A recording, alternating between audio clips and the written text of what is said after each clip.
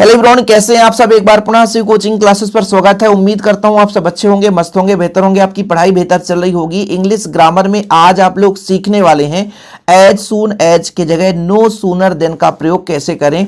As soon as का अर्थ होता है जैसे ही, एज मतलब वैसे ही, और यहां पर नो सूनर देन का मतलब ज्यों ही त्यों ही। अरे भैया, आपसे हिंदी भी नहीं बन रहा, कोई दिक्कत नहीं है। आज आप एक लॉजिक सीख लो, एक ट्रिक सीख लो, हमेशा आप बिल्कुल इसे आसानी से बना सकते हैं। जब कंपटीशन एग्जाम में इसको पूछा जाता है तो फिर एक वाक्य दे दिया जाता है एज सून एज का, फिर दे देता है बच्चों की रीअरेंज करके नो सूनर देन का चार में से कौन सा ऑप्शन सही है। और 12th क्लास में तो सीधा पूछा जाता है कि चेंज करो as soon as to no sooner than. तो सबसे पहले अपन को करना क्या, मैं यहां पे थोड़ा सा हिंट लिख दिया हूं। इस जो भी हमारे पास वाक्य दिया रहेगा, सेंटेंस दिया रहेगा, उसमें दो भाग रहेंगे। पहले भाग में हम बात करेंगे कि एज सून एज को हटाओ और नो सूनर का प्रयोग करो, पहला भाग। ठीक है, पहले भाग में एज सून एज रहेगा, उसको हटाओ, नो सूनर का प्रयोग करो। ठीक है सर। फिर इसके बाद जो सेंटेंस रहेगा उसको इंट्रोगेटिव में बनाओ, यानी प्रश्नवाचक बनाओ। पहले भाग में जैसे हमारे पास कोई सेंटेंस है तो उसको एज सून एज की जगह नो सूनर लगा दिया। फिर दूसरा काम क्या था कि भाई जब ये तो अफर्मेटिव है, साधारण वाक्य है या निगेटिव है, उसको हम प्रश्नवाचक में बदलेंगे। दूसरा काम है, एक दो उदाहरण में आप क्लियर कर लोगे, कोई दिक्कत नहीं है। पहला काम एज सून एज की जगह नो सूनर प्रयोग करना है। दूसरा काम क्या करना है, वाक्य यदि आपका साधारण है उसको आपको प्रश्नवाचक में बदलना है, यानी आपका अफर्मेटिव है तो उसको इंट्रोगेटिव में बदलना है। फिर तीसरा काम यह है कि जो हमारा पहला भाग है उसके अंत में देन लगा करके दूसरे भाग को लिख देना है। सिंपल, तीन ही स्टेप है बच्चों। पहला स्टेप एज सून एज की जगह नो सूनर का प्रयोग करना है। दूसरा स्टेप वाक्य जो यदि अफर्मेटिव है उसको इंट्रोगेटिव में बदलना है। अब ये टेंस आपसे बनना चाहिए, टेंस बनना चाहिए तभी क्लियर हो पाएगा। और तीसरा काम है कि जो आपका पहला पार्ट है उसके लास्ट में देन लगा करके दूसरा पार्ट लिख देना है। तो ये हमने नोट लिख दिया है, जिस बच्चे को लिखना है लिख लो, क्योंकि एग्जाम टाइम में भूल जाएगा। तो अभी आप लोग यहां पे क्लियर कर लोगे। चलिए यहां पर हम आंसर करते हैं। क्वेश्चन देखो भाई, क्वेश्चन यहां पे है तो आंसर करेंगे। देखिए क्वेश्चन है एज सून एज, तो इसके जगह सीधा आपको क्या जोड़ना है, नो सूनर। नो सूनर, ठीक है, क्या लगाना है, नो सूनर। ये हमने नो सूनर लगा दिया। बाकी जो वाक्य है बच्चों, ही इंटर्ड इन क्लास। अब इस वाक्य को देखो, ही मतलब हुआ है इंटर्ड वर्ब का सेकेंड फॉर्म, इन क्लास यानी कक्षा में। तो भाई साहब वो प्रवेश किया, ये साधारण वाक्य है। और किस वाक्य में वर्ब का सेकेंड फॉर्म लगता है, पास्ट इंडिफिनिट में। तो पास्ट इंडिफिनिट का जब हम प्रश्नवाचक बनाएंगे तो डिड लगता है बच्चों। ठीक है, पास्ट इंडिफिनिट में प्रश्नवाचक पहले डिड लगेगा, डिड ही, फिर वर्ब का फर्स्ट फॉर्म, तो इंटर हो जाएगा। क्या हो जाएगा, inter in class, in class. फिर आपको क्या लगाना है भैया, पहला काम एज सून एज की जगह नो सूनर लगाओ। इस पूरे वाक्य को हमने प्रश्नवाचक में बदल दिया। कैसे बदला, ही इंटर्ड इन क्लास, इसको हमने पहचाना कि वह प्रवेश किया। अब भाई इंटर्ड वर्ब का सेकेंड फॉर्म है तो पास्ट इंडिफिनिट में वर्ब का सेकेंड फॉर्म लगता है, और वर्ब का सेकेंड फॉर्म है, इसको अफर्मेटिव में बनाएंगे तो सॉरी इंट्रोगेटिव में, प्रश्नवाचक में बनाएंगे। अफर्मेटिव तो था ही पहले, साधारण वाक्य था।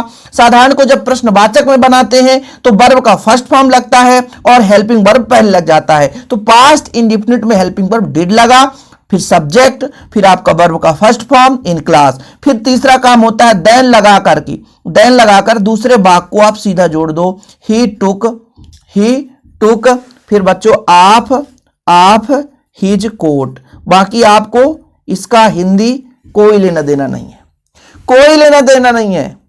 बस आपका पहला काम होना चाहिए एज सून एज की जगह नो सूनर। दूसरा काम है ही इंटर्ड इन क्लास, इसको आप प्रश्नवाचक बनाओगे। तीसरा काम है देन लगा करके दूसरा भाग जो सेंटेंस का उसको लिख दोगे। इसी प्रकार दूसरा प्रश्न है एज सून एज। देखो जरा, मैंने कहा भाई साहब आंसर लिखते समय एज सून एज के जगह आपको क्या लगाना, सीधा नो सूनर। ठीक है सर, नो सूनर हमने लगा दिया। ठीक है, नो सूनर लगा दिया। अब क्या करना है बच्चों, ये जो लिखा है द बॉयज सा मतलब देखना, वर्ब का सेकंड, सी सा। तो बच्चे देखिए जब प्रिंसिपल जी को, तो फिर इसको आपको जब प्रश्नवाचक बनाना है तो आप सबको पता है कि भाई प्रश्नवाचक के लिए आपको हेल्पिंग वर्ब पहले लगाना है, डिड, फिर आपका द बॉयज, BOYS, और वर्ब का यहां पे आपका जो सेकेंड फॉर्म है वो फर्स्ट फॉर्म हो जाएगा। क्यों? क्योंकि आप प्रेजेंट इंडिफिनिट और पास्ट इंडिफिनिट, फ्यूचर इंडिफिनिट सबको पढ़े हैं। सब में जो आपका वर्ब का जब अफर्मेटिव जब आपका इंट्रोगेटिव सेंटेंस आता है, प्रश्नवाचक वाक्य आता है, प्रश्नवाचक की बात कर रहा हूं, जिसे इंट्रोगेटिव कहते हैं। अफर्मेटिव को चेंज करना इंट्रोगेटिव में, अफर्मेटिव को साधारण वाक्य को इंट्रोगेटिव में, तो इंट्रोगेटिव में बच्चों वर्ब का फर्स्ट फॉर्म लगता है। ठीक है, फिर आपको हो जाएगा the principal, the principal, PRINCIPAL। फिर आपको लगाना है बीच में देन, क्या लगाना है? देन। फिर सेकेंड पार्ट जो है उसको सीधे लिख दो, THEY, दे बिकम साइलेंट। कितना सिंपल है। पहला काम है एज सून एज की जगह नो सूनर, दूसरा काम इसको प्रश्नवाचक बनाना, फिर तीसरा काम है देन लगा करके इसको तीसरा जो सेंटेंस है उसे लिख देना। अब जैसे यहां पर आप इसका आंसर बताओ, as soon as he closed his eyes the telephone rang. अब देखिएगा इसका मैं आंसर यहां पे लिख रहा हूं बच्चों, एज सून एज की जगह क्या लिखोगे? No sooner. क्या लिखोगे? No sooner. ये कर दिया हमने। ही क्लोज्ड वर्ब का आपका फिर से कौन सा फॉर्म हो गया? यहां पे सेकेंड फॉर्म, और सेकेंड फॉर्म मतलब आपका क्लियर है कि पास्ट इंडिफिनिट का हो गया। तो अफर्मेटिव में सेकेंड फॉर्म, तो इंट्रोगेटिव में फर्स्ट फॉर्म। अब भैया डिड लगाना है, डिड ही, क्योंकि डिड लगाएंगे हेल्पिंग वर्ब डिड ही लगता है। आपको सिमिलर इसलिए क्वेश्चन दे रहा हूं ताकि आपको परेशानी ना हो, आसानी से आप कर सको, है ना। डिड ही, फिर आपका हो जाएगा क्या हो जाएगा? क्लोज, CLOSE, क्लोज, क्लोज्ड नहीं क्लोज, हिज आईज, EYES। फिर बच्चों क्या लगाना है? देन, देन फिर क्या हो जाएगा? The telephone range. ठीक, खत्म कहानी। पहला काम नो सूनर लगाओ, फिर इसको आप क्या बना दो बच्चों? सीधा आपको बनाना है, दूसरा काम होता है इंट्रोगेटिव बनाना है, फिर तीसरा काम देन लगा करके। बाकी सब में ऐसे ही है। देखिए जरा, as soon as I arrive I will call you. तो सबसे पहले आपको एज सून एज की जगह क्या लगाना है? No sooner, no sooner. I arrive, मैं पहुंचा, तो मैं पहुंचा का मतलब है ये भी वही चीज लगेगा बच्चों, डिड। ठीक है, डिड, फिर हो जाएगा आई अराइव, ये प्रश्नवाचक हो गया, बीच में लगा दो देन, देन आई को ऐसा लगा लो, लिख लो आई विल कॉल यू। खत्म कहानी, सिंपल है बच्चों। इसमें आप देखो इट रेन्स हो गया ये।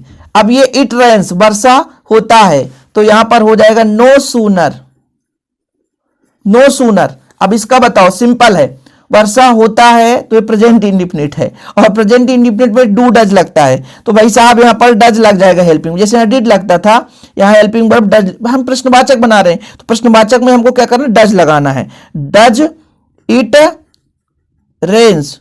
ठीक है, फिर देन लगा के इधर का वाक्य तो सीधा आपको उतार देना, बी कम आउटसाइड। ठीक है, ऐसे ही इसका भी देख लो आप, as soon as Ayush stand in front of the class, है ना। और SEIS जब भी आपको दिख जाए वो प्रेजेंट इंडिफिनिट ही है, तो यहां पर लगाओगे नो सूनर, नो सूनर। ठीक है, फिर बच्चों यहां पे आयुष के लिए डज लगेगा, एक वाक्य है ना, एक वाक्य में डज, डू डज का प्रयोग यदि आपसे टेंस नहीं बन रहा तो फिर दिक्कत है, डज। ठीक है, डज आयुष स्टैंड, SEIS नहीं लगाना है। ठीक है, तो आप लिख दो stand in front of the class, then, फिर देन लगा करके ही स्टार्ट्स ट्रेमलिंग। ये लो भाई, बाकी उतार देना, सेम, कुछ भी नहीं है। किस बच्चे से नहीं बनेगा बताओ, किस बच्चे से? और ऐसे ही क्वेश्चन अलग से कहीं नहीं आएगा भाई, जो यहां पे मैं समझा रहा हूं वही चीज है, इसके अलावा कुछ करना ही नहीं है। तो उम्मीद करता हूं बच्चों आप लोग सीख गए होंगे। एक छोटा सा लेक्चर था, लेकिन वीडियो पसंद आया होगा, पसंद आया तो लाइक करके शेयर कर दें। ठीक है, और चैनल पहली बार आए तो चैनल को सब्सक्राइब कर लें। ओके, जय हिंद, वंदे मातरम।